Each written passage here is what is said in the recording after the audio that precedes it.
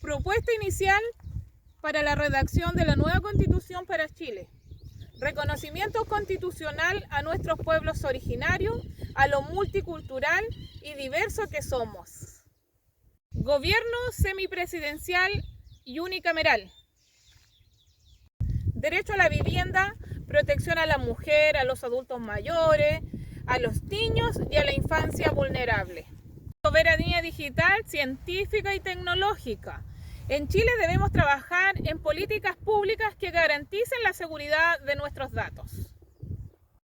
En Chile se deben garantizar nuestros derechos, pero por sobre todas las cosas, nosotros como ciudadanos debemos responder con nuestros deberes, nuestros principios, nuestros valores, para vivir y convivir en comunidad libre, feliz y sin miedo. Fentren Mañum, Compulamien, Quiñe Poyen Pancochalín, Peucayal Comeimun.